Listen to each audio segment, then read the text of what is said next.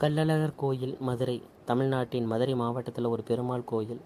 கள்ளழகர் கோயில் என்பது தென்னிந்திய மாநிலம் தமிழ்நாட்டின் மதுரை மாவட்டத்தின் அழகர் கோவில் என்னும் கிராமத்தில் உள்ள பெருமாள் விஷ்ணு கோயிலாகும். சோளமலை, திருமாலிருஞ்சோலை, மாலிரும் குன்றம், கள்ளழகர் சுந்தராச பெருமாள் இந்திய தமிழ்நாட்டில் இருக்கிறது. விழாக்கள்: ஆடி மாத தேரோட்டம், சித்திரை திருவிழா. உற்சவர் சுந்தராச பெருமாள், கள்ளழகர். விவரங்கள்: தமிழ் கட்டடக்கலை பாணியில் கட்டப்பட்ட இந்த கோவில் 9ஆம் நூற்றாண்டுகளில் ஆழ்வார்களின் திவ்ய பிரபந்தத்தில் போற்றி பாடப்பட்டுள்ளது. இது திருமாலின் 108 திவ்ய தேசங்களில் ஒன்றாகும். இக்கோயிலில் பெருமாள் கள்ளழகர் என்றும் அவரது மனைவியான லட்சுமி திருமகள் என்றும் அழைக்கப்படுகின்றனர். சங்க இலக்கியங்களிலும் ஆழ்வார்கள் பாடிய 4000 திவ்ய பிரபந்தத்திலும் இக்கோயில் திருமாலிருஞ்சோலை என அழைக்கப்படுகிறது. கோயிலை சுற்றியுள்ள கருங்கல்லான மதில் சுவர் இக்கோயிலின் அனைத்து சன்னதிகளையும் சூழ்ந்துள்ளது. 7 அடுக்கு ராஜ கோபுரத்தை கொண்ட இக்கோயில் ஒரு பெரிய கோட்டையால் சூழப்பட்டுள்ளது. அதன் ஒரு பகுதி பாழடைந்துள்ளது. துர்வாச முனிவரிடமிருந்து சுதா பவ முனிவர் என்று பெற்ற சாபத்தை போக்க பெருமாள் கள்ளழகராக தோன்றியதாக நம்பப்படுகிறது. இக்கோயில் தென்கலை வழிபாட்டு முறையை பின்பற்றுகிறது. தமிழ்நாடு அரசின் இந்து சமய அறநிலைத்துறையால் இக்கோயில் பராமரிக்கப்பட்டு வருகிறது. அழகர் கோயில். திருமாலிருஞ்சோலை என்று ஆழ்வார்களால் பாடப்பட்ட அருள்மிகு சுந்தராச பெருமாள் என்கின்ற கள்ளழகர் திருக்கோவில் மதுரை மாநகரின் மையத்தில் இருந்து 21 கிலோமீட்டர் தொலைவில் உள்ள அழகர் மலையின் அடிவாரத்தில் அமைந்திருக்கிறது. இது உலகளவில் பிரசித்தி பெற்ற ஒரு திருமால் கோவிலாகும். 108 வைணவ திவ்ய தேச திருப்பதிகளில் அதிகமான பாடல்கள் 129 பெற்ற 3ஆம் திவ்ய தேசம் இதுவே ஆகும். தமிழ் சங்க இலக்கியங்கள் சிலப்பதிகாரம், தேவாரம், 4000 திவ்ய பிரபந்தம் போற்றும் திருத்தலம் சோலைமலை, திருமாலிருஞ்சோலை, பழமுதிர்ச்சோலை, மாலிருங்குன்றம், அழகர் மலை என பல்வேறு பெயர்களால் அழைக்கப்படுகிறது. நங்கல் குன்றம் என்று அழைக்கப்படும் வட்ட வடிவ கரிவறையில் கேரள கோவில்கள் போன்ற அமைப்பு. இறைவனாகிய பெருமாள் ஸ்ரீ பரமசுவாமி என்ற பெயரில் அருள்பாலிக்கிறார். உற்சவமூர்த்தி அழகர் பெருமாள் அல்லது சுந்தரச பெருமாள் எனப்படுகிறார். பாண்டிய மன்னர்கள், விஜயநகர மன்னர்கள், மதுரை நாயக்க மன்னர்கள் ஆகிய பல மன்னர்கள் கோவிலுக்கு பல திருப்பணிகளை செய்துள்ளனர். மலைக்குன்றுகளில் வாழும் சமணர்கள், சைனர்கள், மதுரை சுற்றிலும் இருந்த யானைமலை, கீழவளவு, அரிட்டாப்பட்டி, பெருமாள் மலை, நாகமலை, புதுக்கோட்டுக்கு அருகிலுள்ள முத்திப்பட்டி என பல இடங்களில் வாழ்ந்தது. என்ற அழகர் மலையிலிருந்து 3 மைல்கள் தொலைவிலும் சிறிய அளவில் வாழ்ந்துள்ளனர். தல புராணம். இந்து புராணத்தின்படி ஒரு சமயம் சுதபஸ் முனிவர் என்ற முனிவர் அழகர் மலையில் உள்ள நுபுர கங்கையில் குளித்து கொண்டிருந்தார். அந்த வழியாக சென்ற துர்வாச முனிவரை அவர் கவனிக்கவில்லை. இதனால் ஆத்திரமடைந்த துர்வாசர் சுதபஸ் முனிவரை தவளையாக மாறுமாறு சபித்தார். கள்ளழகர் என்று அழைக்கப்படும் சுந்தரேச பெருமாள் அவதரித்து இச்சாபத்திலிருந்து சுதபஸ் முனிவரை மீட்டெடுப்பார் என்று கூறி மறைந்தார். தவளை வடிவம் காரணமாக மண்டுக மகரிஷி என்று பெயர் பெற்ற சுதபஸ் முனிவர் தேனூரில் வேகவதி என்று அழைக்கப்படும் வைகை நதிக்கரையில் தவம் செய்தார். மண்டுக மகரிஷினை சாபத்திலிருந்து விமோசனம் அளிக்க எண்ணி பெருமாள் அழகர் மலையில் உள்ள தனது உறைவிடத்திலிருந்து இறங்கி வந்தார். அது முதல் மலைப்பட்டி, அலங்காநல்லூர், வயலூர் வழியாக கள்ளழகர் தேனூருக்கு வருவதாக நம்பப்படுகிறது. தேனூர் மண்டபத்தில் இறைவன் முனிவருக்கு சாப விமோசனம் தந்து அவரை மீட்ட பின்னர் தனது இருப்பிடத்திற்கு திரும்பி செல்வதாக ஐதீகம். திருமலை நாயக்கர் ஆட்சியின் போது மண்டுக மகரிஷின் சாப விமோசன நிகழ்ச்சிகள் வண்டியூர் கிராமத்திற்கு மாற்றப்பட்டது. 1653ஆம் ஆண்டு முதல் அங்கு திருமலை நாயக்கரால் கட்டப்பட்ட தேனூர் மண்டபத்தில் இந்நிகழ்வு நடத்தப்பட்டு வருகிறது. கள்ளழகர் மரணத்தின் கடவுளான யமனால் வணங்கப்பட்டவர் என்கிறது மற்றொரு இந்து புராணம். அவர் அந்த இடத்தில் பெருமாளை நிரந்தரமாக தங்கும்படி வேண்டிக் கொண்டார் என்று தேவர்களின் கட்டடக்கலை இளைஞரான விஸ்வகர்மாவின் உதவியுடன் அங்கு ஒரு கோயிலை கட்டினார் என்றும் நம்பப்படுகிறது. சமய நடைமுறைகளும் திருவிழாவும். வைணவ மரபின் தென்கலை பிரிவின் மரபுகளை பின்பற்றி வைகானசனம் ஆகமத்தனை பின்பற்றும் முறை கோயிலில் உள்ளது. தமிழ்நாட்டின் மற்ற விஷ்ணு கோயில்களைப் போலவே அர்ச்சகர்கள் பிராமண வகுப்பில் பாதுகாக்கப்பட்ட தனிப்பிரிவான ஆதி வைஷ்ணவர் என்னும் வைகநாச சமூகத்தை சேர்ந்தவர்கள். கோயிலில் தினசரி 6 கால பூஜைகள் நாளின் பல்வேறு நேரங்களில் நடத்தப்படுகின்றன. மற்றும் பல விழாக்களும் கோவிலில் நடத்தப்படுகின்றன.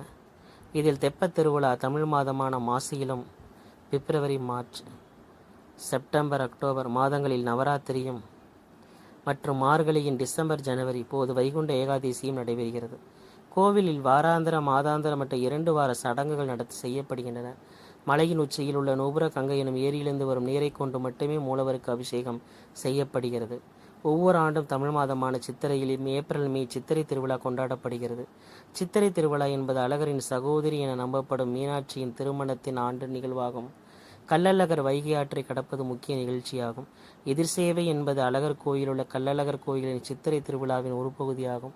இது 4ஆம் நாளில் தொடங்குகிறது. இந்த நாளில் அழகர் அல்லது விஷ்ணு தனது தோற்றத்தை கள்ளராக மாற்றிக்கொண்டு கள்ளர் நாடு வழியாக பயணித்து மதுரையில் நுழைகிறார். நகரவாசிகள் அவரை வரவேற்கிறார்கள். இந்த நிகழ்வை காண லட்சக்கணக்கான மக்கள் மதுரையில் குவிந்துள்ளனர். கள்ளழகர் ஆற்றில் நுழையும் போது அவர் தனது சகோதரியின் திருமணம் ஏற்கனவே முடிந்துவிட்டதை அறிந்து கருப்பராயர் மண்டபத்திற்கு திரும்புகிறார். பின்னர் அவர் 10 அவதாரங்கள் எடுத்து இறுதியாக அழகர் கோவிலுக்கு திரும்புகிறார். இந்த கோவிலுக்கு 300 ஆண்டுகளுக்கு பிறகு புதிய தேர் கிடைத்தது. 15 கைவினைகளை கொண்ட குழுவை கொண்டு வேங்கமர மரத்தையும் சிற்பங்களுக்கு பர்மா தேக்கு மரத்தையும் பயன்படுத்தி கட்டப்பட்டது. சோதனை ஓட்டம் 6 ஜூலை 2015 ஆண்டு நடைபெற்றது. இக்கோயில் இப்பகுதியில் உள்ள முக்கிய சுற்றுலா தலங்களில் ஒன்றாகும். காவல் தெய்வம் 18ஆம் படி கருப்பண்ண சுவாமி சன்னதி. இக்கோயிலுடைய காவல் தெய்வம் 18ஆம் படி கருப்பண்ண சுவாமி. கோயில் கலை சிறப்புகள்: மூலவரின் கருவறை மீது எழுப்பப்பட்டுள்ள சோமசந்த விமானம் வட்ட வடிவமானது. ஆரியன் மண்டபத்தில் கொடுங்கைகள் மற்றும் இசைத்தூண்கள் உள்ளன. இசைத்தூணின் உச்சியில் உள்ள சிங்கத்தின் வாயில் சுழலும் நிலையில் ஆனால் வெளியே எடுக்க முடியாதபடி உள்ளது. கல்யாண சுந்தரவழி தாயாரின் சன்னதி கலைநயத்துடன் உள்ளது. திருக்கல்யாண மண்டபத்தில் நரசிம்மர் அவதாரம், கிருஷ்ணன், கருடன், மன்மதன், ரதி, திரிவிக்கிரமன் அவதாரம், லட்சுமி, வராகமூர்த்தி ஆகிய பெயர்களை கொண்ட கட்டூன்களில் உள்ள சிற்பங்கள் நாயக்கர் கால சிறந்த படைப்புகளாகும். வசந்த மண்டபத்தில் இராமாயணம் மற்றும் மகாபாரதம் நிகழ்ச்சிகளை சித்தரிக்கும் அழகிய ஓவியங்கள் உள்ளன. கோயிலின் காவல் தெய்வம் 18ஆம் படி கருப்பண்ண சுவாமி சன்னதியில் உள்ள கோபுரம் சிற்ப வேலைப்பாடுகள் மிக்கது. ராயகோபுரம் திருமலை மன்னரால் அரமிக்கப்பட்டு முற்றுபெறா நிலையில் உள்ளது. சிதைந்த நிலையிலும் இக்கோபுரத்தின் சிற்ப வேலைப்பாடுகள் சிற்பிகளின் உன்னத ஒளி வெளிப்பாட்டினை வெளிப்படுத்துகிறது. கோவிலை சுற்றி உள்கோட்டை மற்றும் வெளிக்கோட்டை எனப்படும் ரணியன் கோட்டை, அழகுபுரி கோட்டை அமைந்துள்ளது. மதுரை மாநகரிலிருந்து 21 கிலோமீட்டரில் அழகர்மலை அடிவாரத்தில் அமைந்துள்ளது. அருகில் அமைந்துள்ள கோயில்கள்: அழகர்மலை அடிவாரத்திலிருந்து சுமார் 2 கிலோமீட்டர் உயரத்தில் முருகனின் அறுபடை வீடுகளில் 6வதான பழமுதிர்ச்சோலை முருகன் கோயில் மற்றும் ராக்காயி அம்மன் கோயில் மற்றும் நுபுர கங்கை தீர்த்தம் உள்ளது. பழமுதிர்ச்சோலை முருகன் கோயிலிருந்து 1 கிலோமீட்டர் தொலைவில் அமைந்த நுபுர கங்கை தீர்த்தத்திற்கு ராக்காயி அம்மன் காவல் தெய்வம் ஆவார். நுபுர கங்கை தீர்த்தம் மலையின் ஒரு வற்றாத ஊற்று பெருக்கெடுத்து ஓடும் இடத்தில் உற்பத்தி ஆகின்றது. அங்கு பக்தர்கள் கூடி வரிசையில் நின்று நீராடி குடுவையில் பிடித்து கொண்டும் செல்வர். மதுரை சித்திரை திருவிழா: புராண அடிப்படையில் கள்ளழகர் மீனாட்சி அம்மனின் உடன் பிறந்தவர்.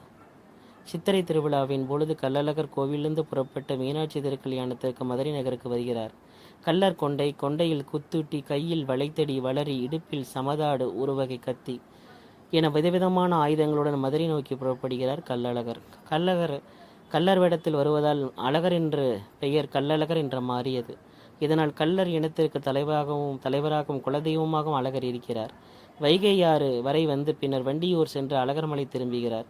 திருமலை மன்னர் காலத்திற்கு முன் கள்ளழகர் வைகை ஆற்றில் இறங்க விழா சித்திரை மாதத்தில் முழு நிலவென்று மதுரை அடுத்துள்ள தேனூரில் நடைபெற்றது.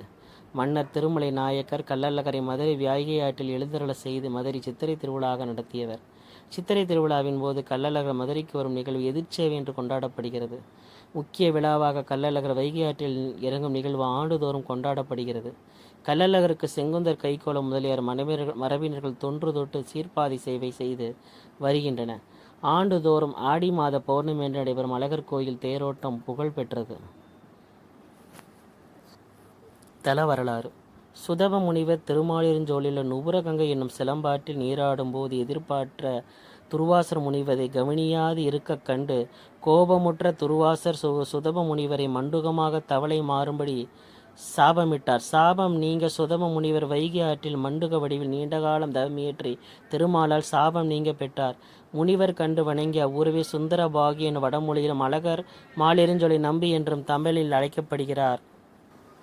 ஜுவால நரசிம்மர்: கோவிலின் பிரகாரத்தில் உள்ள ஜுவால யோக நரசிம்மர் பிரசித்தி பெற்றதாகும். இவர் உக்கர ரூபத்தில் உள்ளதால் நரசிம்மரின் உக்கரத்தை தணிப்பதற்காக தினமும் நுபுர கங்கை நீர், தயிர், வெண்ணெய், தேன் முதலியவை கொண்டு திருமஞ்சனம் நடைபெறுகிறது. யோக நரசிம்மரின் கோபத்தை தணித்து சாந்தி அடைவதற்காக சன்னதிக்கு மேல் காற்று வருவதற்காக அடிக்கூரை திறந்த நிலையில் உள்ளது. மற்ற விஷ்ணு கோயிலில் நரசிம்மர் மூலவரின் இடவோரத்தில் இருப்பார். இங்கு நரசிம்மர் மூலவருக்கு நேர் பின்புறம் உள்ளார். மூலவர் அழகு தோளுடையான் என்று பெயர். தாயார் சுந்தரவல்லி. காட்சி மாண்டுக முனிவர் தர்மதேவன். மலைய துவச பாண்டியன். மூலவர் சிறப்பு. 3 ஆண்டுகளுக்கு ஒருமுறை மூலவர் பரமசுவாமிக்கு நடத்தப்படும் தைல பிரதிஷ்டை மிகவும் சிறப்பு வாய்ந்ததாக கருதப்படுகிறது. இந்த பிரதிஷ்டை உற்சவம் தை அமாவாசை தொடங்கி ஆடி அமாவாசை வரை 6 மாத காலத்துக்கு நடைபெறும். இந்த நாட்களில் பக்தர்கள் உற்சவரை மற்றும் வழிபட அனுமதிக்கப்படுகின்றனர். நெய்வேத்தியம். அழகர்மலை அழகருக்கு வித்தியாசமாக தோசை நெய்வேத்தியம் செய்யப்படுகின்றது. அரிசி, உளுந்து, மிளகு, சீரகம், நெய் கலந்த சிறப்பு தோசை தயாரிக்கப்படும். பெரியாழ்வார் 24 பாடல்கள் பாடியுள்ளார். ஆண்டாள் 11 பாடல்கள், பேயாழ்வார் 1 பாடல், திருமங்கையாழ்வார் 33 பாடல்கள், பூதத்தாழ்வார் 3 பாடல்கள், நம்மாழ்வார் 36 பாடல்கள் பாடியுள்ளார். சங்க இலக்கியத்திலும் திருமலை இம்மலையடி திருமலை கள்ளழகர் எனப்படுகின்றன. அழகர் கோயிலின் வரலாறு முடிகிறது.